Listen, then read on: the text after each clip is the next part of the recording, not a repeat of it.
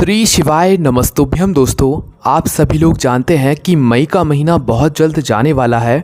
पर दोस्तों, मई के महीने में ही 29 मई को और 30 मई को ऐसे दो विशेष दिन हैं, जिन दो विशेष दिनों के दिन अगर आप लोग यह विशेष उपाय कर लेते हैं तो आपके जीवन में जितनी भी प्रकार की दुख और समस्याएं हैं वह सारी दूर होंगी। जैसे कि आपकी नौकरी नहीं लग रही होगी, या आपके जीवन में बहुत ज़्यादा कष्ट होगा, रोग और बीमारी ने आपको घिर कर रखा हुआ होगा, नौकरी नहीं है, सर्विस नहीं है, किसी भी प्रकार की अगर आपकी समस्या है तो इन दो विशेष दिनों पर आप यह उपाय इस महीने में करके देख लो। अगले महीने में आपको खुद ब खुद अंतर देखने को मिल जाएगा, फल देखने को मिल जाएगा। ठीक है, तो सबसे पहला जो दिन है वो है 29 मई। 29 मई को है महिष नवमी, और ये महिष नवमी है सोमवार के दिन, भगवान भोलेनाथ के प्रिय दिन पर, है ना। उसके अंदर दोस्तों 30 तारीख मतलब 30 मई को है गंगा दशहरा, जिस दिन है मंगलवार। दोनों ही बहुत ही विशेष दिन है। सबसे पहले हम आपको 29 मई 2023 महिष नवमी के उपाय बताते हैं, उसके बाद हम आपको 30 मई गंगा दशहरा के विशेष उपाय बताएंगे। चलिए दोस्तों, सबसे पहले उपाय के बारे में बात करते हैं, जो कि आपको 29 मई 2023 सोमवार के दिन महिष नवमी के दिन करना है। दोस्तों, यह उपाय आपको तब करना है जब आपके घर में कोई बहुत बड़ी रोग और बीमारी ने आपके घर के किसी सदस्य को घेर कर रखा हुआ है, क्योंकि यह उपाय आपको तब करना है जब आपके घर परिवार में बहुत बड़ी रोग और बीमारी चल रही हो, ठीक है, या कोई अस्पताल में भर्ती हो। तो उस स्थान पर आपको करना क्या है कि एक आटे का दिया आपको तैयार करना है, जो कि 4 बाती का होगा। ठीक है, मतलब 2 लंबी लंबी बाती आपको उसमें रखनी है, जिससे कि वो 4 बाती का दीपक बन जाएगा। ठीक है, एक आटे का दीपक जिसमें 4 बाती आपको रखना है। उसमें आपको डालना है तिल्ली का तेल। तिल्ली का तेल डालने के बाद थोड़ा सा सरसों का तेल डालना है। पहले तिल्ली का डालना है, फिर बाद में थोड़ा सा सरसों का तेल उसी दीपक के अंदर, एक ही दीपक के अंदर डाल देना है। ठीक है, और आपको इस नवमी के दिन मतलब महिष नवमी के दिन आपको शाम के समय प्रदोष काल में अपने घर के मुख्य द्वार की जो चौखट होगी, चौखट के बाहर की तरफ इस दीपक को जलाना है। पर कैसे जलाना है वो आप ध्यान से सुनो। आपने इस दीपक को तैयार कर लिया। दीपक को तैयार करने के बाद शाम के 6 बजे से लेकर 6:30 बजे के बीच में आपको यह उपाय पूरा करना है। ठीक है, तो शाम के 6 बजे से लेकर 6:30 बजे के बीच में उस व्यक्ति को अपने घर में रखना, जिस व्यक्ति के लिए आप ये उपाय कर रहे हैं, जिस व्यक्ति को बहुत गंभीर रोग बीमारी है, तो उसके पास आपको यह दीपक को लेकर जाना है। अभी इस दीपक को जलाना नहीं है। ठीक है, तो आपको करना क्या है, इस दीपक को लेकर उस व्यक्ति के पास जाना है और उस व्यक्ति के सर से लेकर पैर तक 21 बार इस दीपक को उतारना है। ठीक है, मतलब घुमाना है सर से लेकर पैर तक 21 बार नरसिंह भगवान का नाम लेते हुए, और जो अभी मास चल रहा है, जो भी महीना चल रहा है, उस महीने का नाम लेते हुए और उस व्यक्ति का नाम और गोत्र बोलते हुए आपको इस दीपक को उस व्यक्ति के ऊपर से, जो जिस व्यक्ति को रोग और बीमारी है उसके ऊपर से उसका नाम और गोत्र बोलकर 21 बार इस दीपक को उतारना है। और उतारने के बाद सीधा इस दीपक को लेकर आपको अपने मुख्य द्वार की चौखट पर आ जाना है। देखिए, चौखट का जो बाहर का हिस्सा होता है ना, उस बाहर के हिस्से में आपको इस दीपक को जाकर जला देना है। ठीक है, चारों तरफ से जलाना है, और वहां पर बैठते हुए भी आप उस व्यक्ति का नाम और गोत्र बोल दीजिएगा और भगवान से प्रार्थना कीजिएगा। ठीक है, मात्र उस दीपक को वहां पर जला दीजिए और यहीं पर यह उपाय पूरा हो जाता है।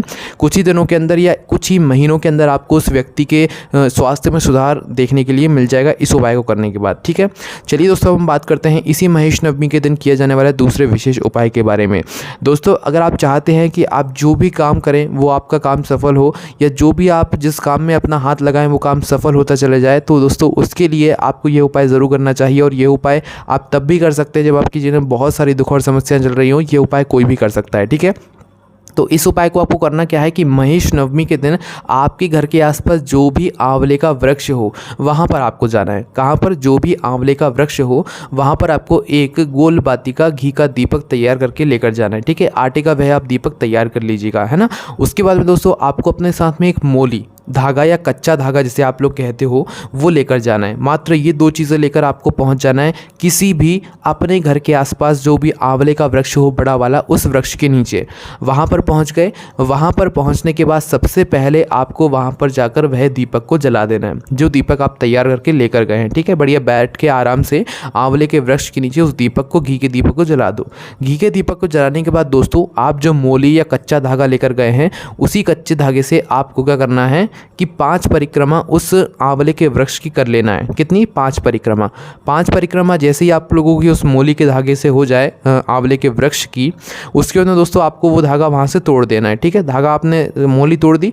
अब मोली तोड़ने के बाद हल्का सा एक धागा और आपको काटना है। इतना धागा निकाल लो कि आपके वो हाथ में बंध सके, है ना। तो इतना धागा अलग से उस मोली के लच्छे में से निकाल लो, और निकालने के बाद क्या करना है कि इस धागे को आपको उसी आंवले के वृक्ष की किसी एक टहनी को देखना करना है, उस टहनी में जाकर इस आधे से बची हुई जो आपने अलग से एक धागा निकाला है, इस धागे को आंवले के वृक्ष की किसी भी टहनी में जाकर बांध देना है। कहाँ पर? किसी भी वृक्ष की टहनी में जाकर अपनी मनोकामना को करते हुए इस धागे को वहाँ पर जाकर बांध देना है। बांध दिया। अब बांधने के बाद अब आ जाओ आप सीधे अपने घर पर। घर पर आ गए आप लोग। यह उपाय आपको नवमी के दिन करना है, मतलब कि महेश नवमी के दिन। अब यहाँ पर यह उपाय 30 तारीख को भी आपको करना चाहिए, क्योंकि यह उपाय 2 दिन का है जो कि दशहरा तक चलेगा। ठीक है, तो 29 मई महेश नवमी के दिन आपने इस उपाय को शुरू किया और 30 मई 2023 गंगा दशहरा के दिन आपको करना है वापस से उसी वृक्ष के नीचे एक गोल बाती का घी का दीपक तैयार करके लेकर जाना है और वह दीपक आपको वहाँ पर जाकर लगाना है। ठीक है, उसी आंवले के वृक्ष के नीचे जिसकी टहनी में आपने ये लच्छा बांधा होगा, तो वहाँ पर आपको दीपक लगाना है। दीपक लगाने के बाद उस टहनी में से आपको वह जो आखिरी में आपने धागा बांधा था वह खोल लेना है और उसे खोलते हुए वहीं के वहीं अपनी हथेली में बांध लेना है। ठीक है, हाथ में बांधने के बाद अब आप जिस भी काम के लिए जाएंगे, अपना जो भी काम शुरू करेंगे या जिस भी तरीके की आपके जीवन में दुख और समस्या चल रही होगी वो ठीक हो जाएगा और आपके काम हमेशा सफल होते रहेंगे। ये भगवान का आशीर्वाद आपकी हथेली में हमेशा बना रहेगा। ठीक है, करके ज़रूर देखिए, ये बहुत ही विशेष उपाय है। जिनको इस तरीके की किसी भी प्रकार की समस्या है तो भाई वो ये उपाय ज़रूर करके देखें। पर यह उपाय सिर्फ महेश नवमी का ही है और दशहरा तक, गंगा दशहरा तक आपको इस उपाय को करना है ना। उसके अंदर दोस्तों चलिए अब बात करते हैं अगले उपाय के बारे में। दोस्तों यह उपाय भी बहुत ही काम का है और यह उपाय उन लोगों के लिए बहुत काम का है जैसे कि आपने किसी को पैसा उधार दिया हो, आपने किसी की मदद की हो, उस समय उस पैसों की बहुत ज़्यादा ज़रूरत हो और अब आप उससे पैसा मांगने के लिए उसके पीछे घूम रहे हो, उसको फ़ोन लगा रहे हो पर वो आपका फ़ोन नहीं उठा रहा है, वो आपको घर पर नहीं मिल रहा है, वो आपके पैसे लौटाना नहीं चाह रहा है। तो दोस्तों, तो अगर आपने किसी का मतलब किसी ने आपका पैसा खा लिया है, कोई आपका पैसा वापस नहीं कर रहा है, तो उस स्थान पर आपको यह उपाय नवमी के दिन करना है, महेश नवमी के दिन करना है। करना क्या है, आप पैसा ले लेकर हार गए पर वो पैसा देने को तैयार नहीं है, वो खुद आकर पैसा देकर जाएगा और आपने इस उपाय को किया। तो इस उपाय में आपको करना क्या है, शिव और शक्ति का नाम का आपको जाप करना है। ठीक है, शिव और शक्ति का नाम आप ध्यान में रख लीजिए। उसके बाद सूखा जो बेला होता है, मतलब जो बेलपत्री का फल होता है, उस बेलपत्री के फल के अंदर जो बेला होता है सूखा, वो आपको ले लेना है। ठीक है, उस बेले की जो है आपको आहुतियाँ देना है। क्या देना है? आहुतियाँ देना है। ठीक है, सूखे बेले की आपको 9 आहुतियाँ देना है देवी के नाम से, है ना। तो जब आपको करना क्या है कि अपने घर में ही एक कंडी जो होती है उसको जला लेना है और उस जलाने के बाद कंडी के ऊपर ही आपको सूखे बेले की 9 आहुतियाँ देना है। ठीक है, 9 आहुतियाँ देवी के नाम से और शिव और शक्ति के नाम से 9 आहुतियाँ आपने दे दी अग्नि में। और उसके बाद आपको करना क्या है कि ये जो आखिरी वाली ये जो आप आहुति समर्पित करेंगे, 9 आहुतियाँ आपको इस सूखी बेल से देना है। जो 9वीं आहुति आप समर्पित करेंगे, इस 9वीं आहुति में आपको थोड़ा सा क्या करना है, श्वेत, मतलब कि श्वेत जो होता है, जो सफ़ेद तिल होता है, काला तिल नहीं, सफ़ेद तिल, है ना। तो थोड़ा सा सफ़ेद तिल आपको 9वीं आहुति में उसी मतलब सूखे बेले के साथ में आपको समर्पित कर देना है। ठीक है, समर्पित करने के बाद जो है वो व्यक्ति खुद आपका पैसा वापस लौटा कर जाएगा। ठीक है, इस उपाय को मात्र आपको बहुत ही साधारण तरीके से करना है, कोई इसमें ज़्यादा वो नहीं है। आपको सूखा बेला लेना है, घर में कंडी करके उसकी 9 आहुतियाँ देना है। बस आखिरी वाली आहुति में आपको श्वेत तिल मतलब सफ़ेद तिल का भाग लेकर जो है उसे समर्पित कर देना है। ठीक है, तो ये उपाय कीजिए, आपको ज़रूर खुद पैसा आपका वो लौटा कर जाएगा। चलिए दोस्तों, ये तो बात हो गई 29 मई महेश नवमी के उपाय के बारे में। अब हम बात करते हैं 30 मई गंगा दशहरा मतलब मंगलवार के दिन के उपाय के बारे में। दोस्तों, अगर आपके जीवन में बहुत ज़्यादा दुख और तकलीफ़ है, आप हार गए हो अपने जीवन से, आपकी जीवन से दुख और तकलीफ़ें जा ही नहीं रही हैं, तो दोस्तों सबसे पहले तो आप पंचमुखी हनुमान जी का यह वाला मंत्र ध्यान से सुन लो और इसे लिख लो। ठीक है, क्योंकि यह मंत्र काम आने वाला है इस उपाय में। मंत्र को बहुत ही ध्यान से सुनिएगा। ठीक है, यह जो मंत्र है आप सुनिए। ओम नमो हनुमते रुद्र अवताराय सर्व शत्रु संहारणाय सर्व रोग हराय सर्व वशीकरणाय राम दूताय स्वाहा। ठीक है, आपने सुन लिया, ये है वो पूरा मंत्र। एक और बार सुन लीजिए। ओम नमो हनुमते रुद्र अवताराय सर्व शत्रु संहारणाय सर्व रोग हराय सर्व वशीकरणाय रामदूताय स्वाहा। ठीक है, और दोस्तों इसके साथ में ये मंत्र आपने ध्यान रख लिया, लिख लिया एक जगह। उसके बाद में आपको करना क्या है कि एक जगह पर एक कटोरी में आपको काली तिल लेना है, एक जौ का दाना लेना है और गूगल लेना है और इसके अंदर आपको शुद्ध देसी गाय का घी मिला लेना है। ठीक है, ये सारी चीज़ें मिलाकर आपको क्या करना है कि अपने घर में जो गोबरी होगी, कंडी होगी, उस कंडी को जला लेना है।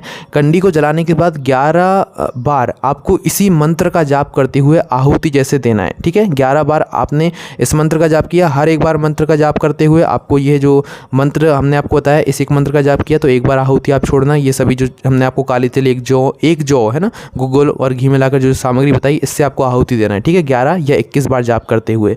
उसके अंदर दोस्तों 21 दिन के अंदर आपके जीवन में दुख और तकलीफें जो आ रही होंगी वो दूर होना चालू हो जाएंगी। आपके जीवन में आपको आनंद की अनुभूति होगी, सुख प्राप्ति आपको होना चालू हो जाएगी, ठीक है।